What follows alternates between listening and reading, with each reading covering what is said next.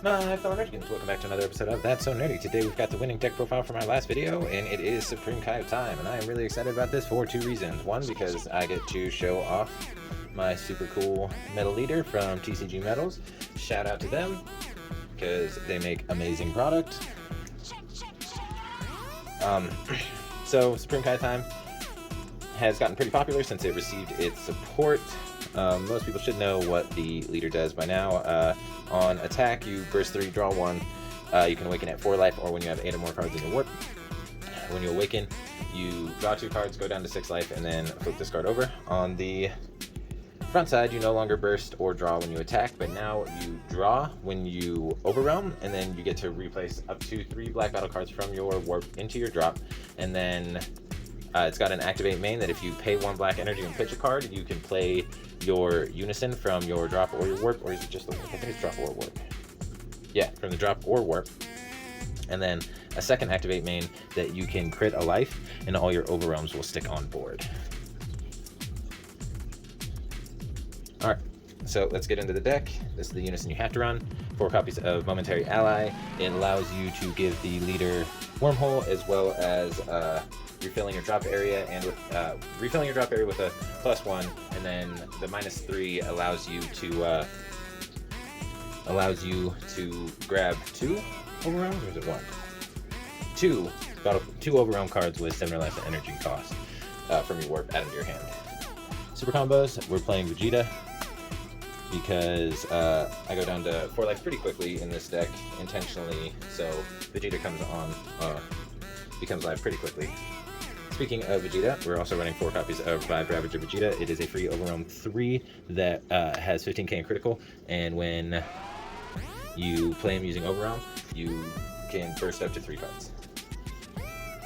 And he is one of your ideal turn 1 plays. Like, ideally turn 1, you want to burst 3 with the leader on the unawakened side, play the Unison, Overwhelm Vegeta, gain Wormhole with the Unison, and then Overwhelm for this Trunks right here, which allows you to draw 2 and then draw 2 and then warp 1 from hand. And with that that warp from your hand, that should actually put you up to 8 in your warp, so you can actually awaken turn 1 if you see your Unison, the Vegeta, and the Trunks all on your turn 1. So moving right along, we're playing 4 copies of the counter because it's just too good in this deck not to. Well, I mean, it's the only deck it can be played in, but the fact that it's a filter card and a draw card and a counter all like wrapped into one. Obviously you don't get all those abilities at the same time, but it's still really good. Really good, honestly. And then we're running 2 copies of Supreme Kai of Time, Time Labyrinth Unleashed, and that's just for that's kind of for Z battle card removal, as well as SCR removal. And then you can use the temporary removal for like their boss cards and stuff like that, but I tend to try and save that for cards that will not come back, so it actually makes the Supreme Kai of Time counterattack a lot better. And then spoiler, I'm not playing the Cumber SCR. Well, I mean, if you watch the gameplay video, you already know that. But I'm not running the Cumber SCR, and my SCR can't be played from my drop or my warp, so I need a way to get it back, and that is to Trunks Power Overseeing Time. He is an Overwhelm 4 for 2. Yeah. Overwhelm 4 for 2, and then you just get to add a battle card from your warp to your hand. So that's how you're going to search the SCR out if it ends up getting milled. Alright, moving right along, we're going to get into another Trunks card. Oh, and this is a Trunks Xeno, so it does turn on the abilities for the Goten that we run in this deck, so that's also a bonus. And speaking of Trunks Xeno, we're running 3 copies of the Super Saiyan God Trunks Power Awaken, and the reason we're running that is because not only can it be played from your warp for 2 energy as long as you have 8 or more cards in your warp, but when it swings, you get to take 3 black battle cards from your warp, put it into your drop. Super good to be able to that easily be able to refill your drop, especially if like he comes out and stays on board, your opponent doesn't really deal with him, which isn't a likely scenario. Usually when he comes down, your opponent deals with him as soon as they can, because just being able to refill your drop area that easily really makes this deck a lot more powerful. And since he is a Trunks Xeno, it turns on the activate main of this Goten here. It came out from the dash pack, of course. Overwhelm 6, if you play it from your hand, you get to draw a card. But if he has an activate main that limit 1, if you pay 1, if you have a Trunks Xeno card in play, you can play him from your warp. So both of these guys can be played from warp. So if you have the energy already out there, you can pay 2 to play out the Trunks as long as you have 8 or more in your warp, and then pay 1 to play out the Goten, excuse me. And that is going to be, that's 25k double striker. This is 20k dual attacker. This is 20k double striker. We got critical over here. Like, this deck just likes to put on a lot of pressure. And speaking of pressure and just good cards for the deck, we're running 3 copies of Trunks challenging the Dark Empire. Oh yeah, I forgot to mention that both of these cards, when they're removed from your battle area, they're removed from the game instead. So once they're gone, they're gone. And then we're running 3 copies of this Trunks. Overwhelm 6, 19k dual attack, and when it attacks, you get to combo with something from your drop or warp with 5k, so it becomes a 24k, which is really, really good. It helps to fuel your Z energy in order to, fuel your Z energy in order to be able to play out Japan more easily, or your other Z battle cards, which we'll go over the rest of those, because I don't play a typical Z deck build that most other people would play. Alright, moving right along, we run 2 copies of Man on a Mission, mostly because I only have 2 copies. Honestly, I don't think I would run it at more than 2 copies even if I had more, just because of the cards that I am running, and this deck is kind of tight. I do know the one card that I would swap out for it if I were to play the 3rd copy, but I don't know. I really like the ratios I have right now, because I feel like if I were to cut this next card down, I wouldn't see it when I need it.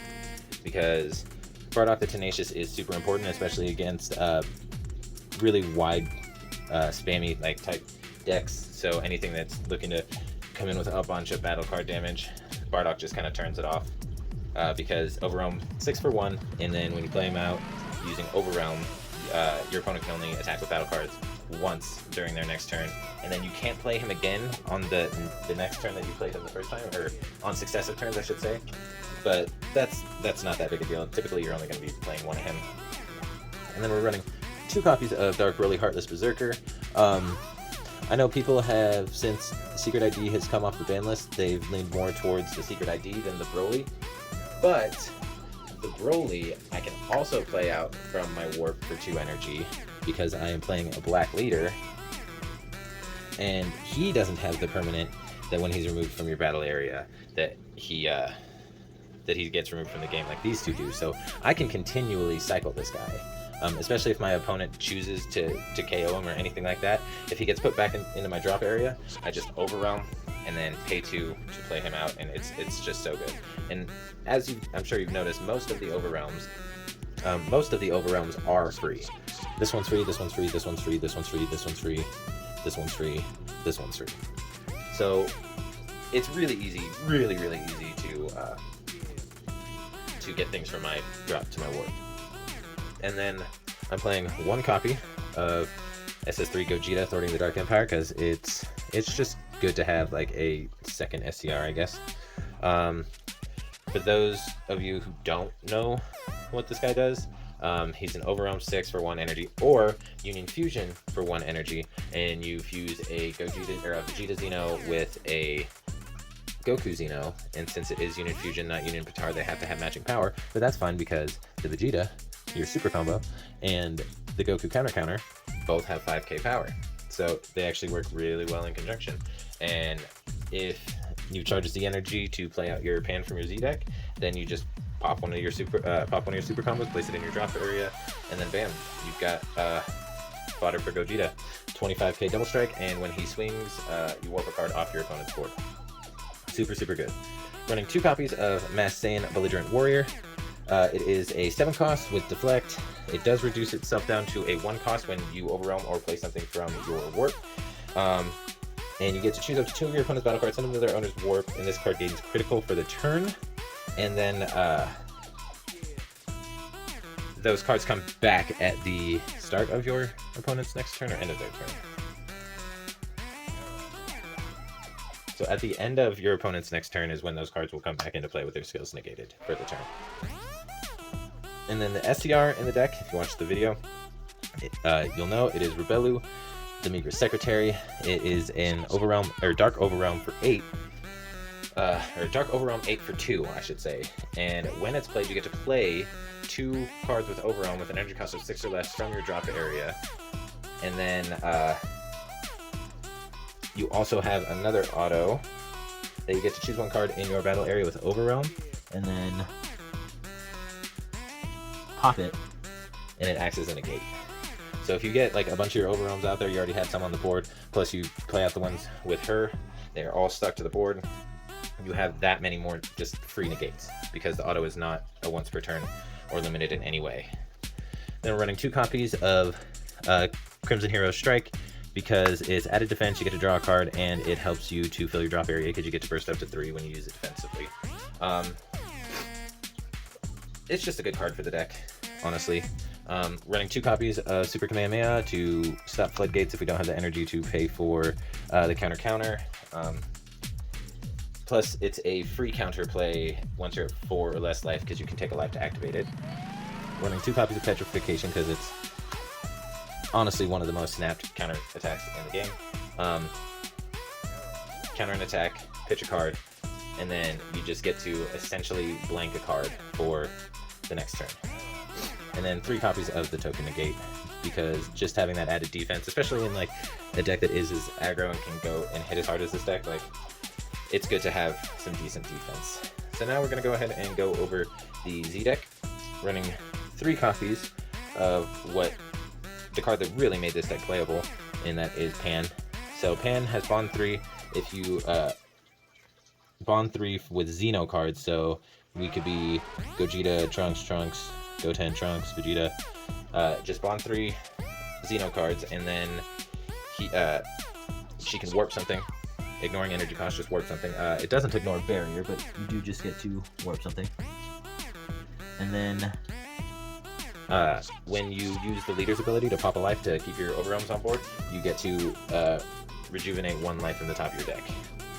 So you're actually not netting a negative there. And then this is one that a lot of people aren't playing. You won't ever get the auto because the leader doesn't match, but it's still just a really big critical swing, and that is Super Saiyan Son Goku for the mission. So for every 7 black battle cards that you have in your warp, he gets plus 5k. So for every 7 black battle cards that you have in your warp, he gets just a boost. So you have 14 in there, he becomes a 25k crit because he just inherently has critical. And then I'm running 1 copy of Demon God, the Migra Begrudging Ally, and that's because it's because of its auto, I should say, but it's got a permanent that this card gets plus 2,000 power for each card in your Z energy, so that is helpful once you've been like filling up your Z energy with your Trunks.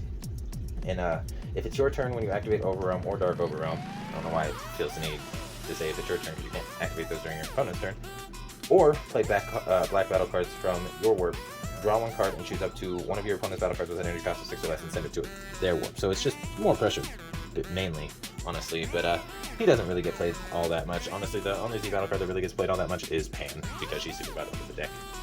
But that is the deck profile. If you like what you saw, go ahead and smash that like button, comment, and subscribe. But I really, really do love this build. And I know people are going to say, like, oh, you don't have the Goku Beyond All Limits in here. And it's like, calm down, dude. It's in my sideboard. If I need it, I can side it in. It's not that big of a deal. Trunks does the same thing. It's just not free.